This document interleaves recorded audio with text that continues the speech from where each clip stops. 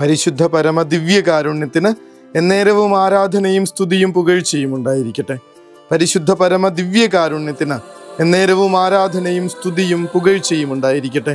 പരിശുദ്ധ പരമ ദിവ്യകാരുണ്യത്തിന് എന്നേരവും ആരാധനയും സ്തുതിയും പുകഴ്ചയും ഉണ്ടായിരിക്കട്ടെ.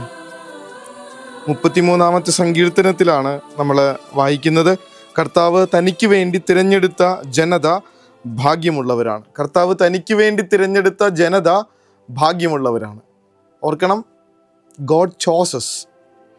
ഓക്കെ, കർത്താവ് തനിക്ക് വേണ്ടി തിരഞ്ഞെടുത്ത ജനത. കർത്താവ് നമ്മളെ തിരഞ്ഞെടുത്ത്, ഈശോ നമ്മളെ ചൂസ് ചെയ്തിട്ട് നമ്മൾ എന്തുകൊണ്ടാണ് കർത്താവിനെ ചൂസ് ചെയ്യാത്തത്? ഇന്നത്തെ സുവിശേഷത്തിൻ്റെ വലിയ പ്രശ്നം അതാണ്. ഈശോയുടെ അടുത്ത് വന്നിട്ട് സങ്കടത്തോടുകൂടെ തിരിച്ചുപോയി എന്ന് വചനം പറയുന്ന ഒരേ ഒരാൾ, ആ ചെറുപ്പക്കാരൻ സങ്കടത്തോടെ തിരിച്ചുപോയി. അതിനുള്ള കാരണം പറയും, കാരണം അയാൾക്ക് വളരെയേറെ സമ്പത്തുണ്ടായിരുന്നു. ഇങ്ങനെ ചോയ്സ് കിട്ടിയിട്ട് കർത്താവിനെ തിരഞ്ഞെടുക്കാതെ സമ്പത്ത് തിരഞ്ഞെടുത്ത ഒരു മനുഷ്യൻ സങ്കടത്തോടെ, ആ തിരഞ്ഞെടുപ്പിൻ്റെ നിമിഷത്തിൽ തുടങ്ങിയ സങ്കടമാണ്. അതിനി മാറുമെന്ന് തോന്നുന്നുണ്ടോ? ചോയ്സ് കർത്താവിന് വേണ്ടിയിട്ടല്ലെങ്കിൽ അത് നിത്യജീവനിലേക്ക് എത്തിക്കില്ല എന്നാണ് വചനം പറയണേ. ആലോചിച്ച് നോക്കിയേ, നമ്മളെ ഈശോയെ ചൂസ് ചെയ്തിട്ടുണ്ടോ? കർത്താവ് എന്നെ ചൂസ് ചെയ്തു, കർത്താവ് എന്നെ തിരഞ്ഞെടുത്തു. ഞാൻ എന്തുകൊണ്ടാണ് കർത്താവിനെ തിരഞ്ഞെടുക്കാത്തത്? ഓർക്കുന്നത് 2000 ആണ്ടാണ്. Y2K എന്നൊക്കെ പറഞ്ഞിട്ടൊരു ദിവസം ഉണ്ടായിരുന്നു. ആ രാത്രിയിൽ 12 മണി അടിക്കുന്ന നേരത്ത് ലോകം അവസാനിക്കുമെന്ന് പറഞ്ഞ് ഈ ലോകം മുഴുവൻ കാത്തിരുന്നൊരു ദിവസം. കൂട്ടുകാരൊക്കെ ഈ കൂട്ടിവെച്ചിരുന്ന കുടുക്കുകളൊക്കെ കൊണ്ടുപോയി പള്ളിയിലെ നേർച്ചപ്പെട്ടിയിലിടുന്നതൊക്കെ കണ്ടായിരുന്നു. നമ്മളപ്പോൾ ആ സമയത്ത് ഹാപ്പിയാണ്, കാരണം 99-ൽ സെമിനാരിയിൽ ചേർന്നതാണ്. പൈസയായിട്ട് ഇങ്ങനെ ശേഖരിച്ചു വെച്ചാനായിട്ടൊന്നുമില്ല, അതുകൊണ്ട് നേരെ സ്വർഗത്തിലേക്ക് പോകും. ആ ഉറപ്പിലാണ് നിന്നേച്ചേ. മനുഷ്യരിങ്ങനെ അവരെ കെട്ടിപ്പൊക്കിയ എല്ലാ സൗഭാഗ്യങ്ങളും മറ്റുള്ളവരായിട്ട് ഷെയർ ചെയ്തു തുടങ്ങിയൊരു സമയം, അവരുടെ പൈസയൊക്കെ മറ്റുള്ളവർക്കൊക്കെ കൊടുക്കുന്ന സമയം. മനുഷ്യർക്ക് നന്നായിട്ട് അറിയാന്നേ, ഈ സാധനം കൊണ്ട് സ്വർഗം പിടിച്ചെടുക്കാൻ പറ്റില്ല, നിത്യജീവനിലേക്ക് പ്രവേശിക്കാൻ പറ്റില്ല, പൂർണ്ണനാകാൻ പറ്റില്ല. നമുക്ക് കൃത്യമായിട്ടറിയാം, ലോകം അവസാനിച്ച് ഈ ജീവിതം തീരുമെന്ന് ഉറപ്പ് കിട്ടുന്ന, അല്ലെങ്കിൽ അങ്ങനെ ഒരു വല്ലാത്തൊരു ബോധ്യം ഉള്ളിൽ കയറുമ്പോൾ, ആ രാത്രിയോടുകൂടെ ഈ ലോകം ഇല്ലാതാകുമെന്ന് തോന്നുമ്പോൾ, ഇതുകൊണ്ട് കാര്യമില്ലെന്ന് മനസ്സിലാക്കിയ മനുഷ്യർ ഇതിനെ വെറുതെ ഒരു കടലാസിൻ്റെ വില പോലും കൽപ്പിക്കാതിരുന്ന ഒരു രാത്രിയെക്കുറിച്ചുള്ള ഒരു ഓർമ്മയുണ്ട്. Y2K, 2000 ആണ്ട് പിറക്കുന്ന ദിവസം പലർക്കും ഓർമ്മയുണ്ടാവും. നീ പൂർണ്ണനാകാൻ ആഗ്രഹിക്കുന്നെങ്കിൽ നിനക്കുള്ളതെല്ലാം വിറ്റ് ദരിദ്രർക്ക് ദാനം കൊടുക്കാനാണ് കർത്താവ് പറയണേ. അവൻ സങ്കടത്തോടെ തിരിച്ചുപോയി, കാരണം അവന് ഒരുപാട് സമ്പത്തുണ്ടായിരുന്നു. പൈസയുടെ കാര്യം മാത്രം എടുക്കണ്ട, ഇങ്ങനെ ഞാൻ സമ്പത്താണെന്ന് കരുതി കൂട്ടിവെച്ചിരിക്കുന്നത് എന്തുമായിക്കൊള്ളട്ടെ, അതെന്നെ കർത്താവിൽ നിന്ന് അകറ്റുന്നുണ്ടോ ഇല്ലയോ, അവൻ്റെ സ്നേഹത്തിൽ നിന്ന് മാറി നടക്കാൻ പ്രേരിപ്പിക്കുന്നുണ്ടോ ഇല്ലയോ എന്നൊന്ന് ആലോചിച്ച് നോക്കിയാൽ മതി. കുടുംബ പ്രാർത്ഥനയ്ക്ക് ഇരിക്കേണ്ട സമയത്ത് ഇങ്ങനെ ഫോൺ അത്യാവശ്യമായിട്ട് ഉപയോഗിച്ചിരിക്കുന്ന പിള്ളേരെ കണ്ടിട്ടുണ്ട്.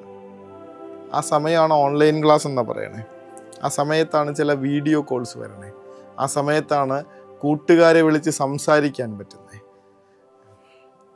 ഈ പിക്നിക്കിന് പോകാനായിട്ട് ഞായറാഴ്ച മാത്രം നമ്മൾ തിരഞ്ഞെടുക്കുന്നതിൻ്റെ ഒരു കാര്യം ഇതുവരെ പിടികിട്ടിയിട്ടില്ല. ബാക്കിയുള്ള ദിവസം ജോലി ഉണ്ടെന്നാണ് പറയണേ. ഞായറാഴ്ചത്തെ പരിശുദ്ധ കുർബാന മുടക്കുന്നതിൽ കുഴപ്പമില്ല. കർത്താവ് പറയണ കാര്യം അതാണ്, എനിക്ക് പകരം എന്ത് വെച്ചാലും സങ്കടത്തോടെ തിരിച്ചു പോകേണ്ടി വരും. കർത്താവെ, നിനക്ക് പകരമായി ഞങ്ങളുടെ കുടുംബങ്ങളിൽ ഞങ്ങൾ കൊണ്ടുവന്ന് വച്ചിരിക്കുന്ന, നിനക്ക് മുകളിലായിട്ട് വച്ചിരിക്കുന്ന കാര്യങ്ങൾ എന്തും ഞങ്ങളുടെ സമ്പത്താണെന്ന് ഞങ്ങൾ മനസ്സിലാക്കുന്നുണ്ട്. അതൊക്കെ കൊടുത്തിട്ട് കർത്താവിനെ അനുഗമിക്കാനാണ് പറയണേ. Go behind him. ഈശോയുടെ പിന്നാലെ നടക്കുക, ഫോളോ ഹിം. കർത്താവിനെ അനുഗമിക്കുക. മറ്റുള്ളത് ഒന്നിൻ്റെയും പിന്നാലെ ഓടി നടന്നിട്ട് കാര്യമില്ല എന്ന് വചനം പലതവണ ഓർമ്മപ്പെടുത്തിയിട്ട് നമ്മുടെ തലയിൽ അത് കൃത്യമായിട്ട് രജിസ്റ്റർ ആയിട്ടും നമ്മളിങ്ങനെ അതിനു വേണ്ടിയൊക്കെ തന്നെയാണ് പരിശ്രമിച്ചുകൊണ്ടിരിക്കുന്നത്, അതിൻ്റെ പിന്നാലെയാണ് അലഞ്ഞുകൊണ്ടിരിക്കുന്നത്, അതിന് വേണ്ടിയിട്ട് തന്നെയാണ് ഇങ്ങനെ കാലങ്ങളായിട്ട് സമയം ചിലവഴിച്ചുകൊണ്ടിരിക്കുന്നത്. ഒറ്റ കാര്യം നോക്കിയാൽ മതി, നമ്മൾ പ്രാർത്ഥന ചൊല്ലാനായിട്ട്, ഈശോയുടെ അടുത്തിരിക്കാനായിട്ട് ഒരു ദിവസം എത്ര സമയം ചിലവഴിക്കുന്നു? പണമുണ്ടാക്കാനായി, സമ്പത്ത് സ്വരുക്കൂട്ടാനായി, പഠനം നടത്താനായി മറ്റു കാര്യങ്ങൾക്കായി ഒരു ദിവസം എത്ര സമയം ചിലവഴിക്കുന്നു? കൃത്യമായിട്ട് അറിയാൻ പറ്റും. ഞാൻ ആർക്കാണ് സ്ഥാനം കൊടുത്തിരിക്കുന്നത്. പക്ഷെ പറയും ലൈഫൊന്ന് സ്വസ്ഥമാവണോ? ഈ ലോകത്ത് മാത്രമാണ് ജീവിതമെന്ന് നിങ്ങളോട് ആരാ പറഞ്ഞേ?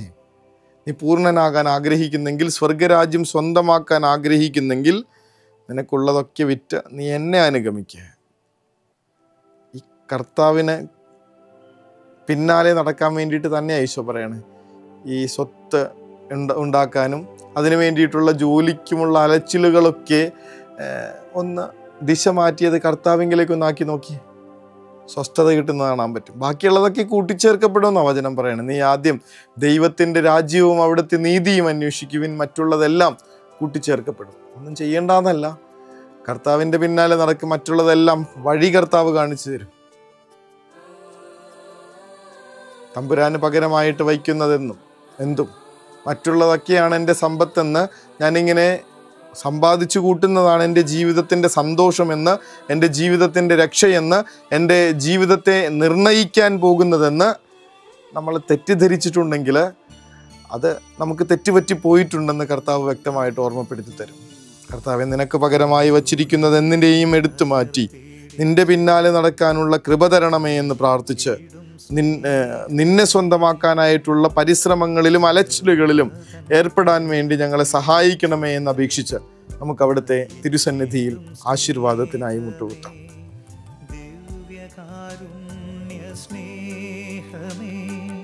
പരിശുദ്ധ സ്നേഹമേ, ദിവ്യകാരുണ്യ സ്നേഹമേ, പരിശുദ്ധ സ്നേഹമേ, പരിശുദ്ധ പരമദിവ്യകാരുണ്യമേ, അനന്ത സ്നേഹമേ,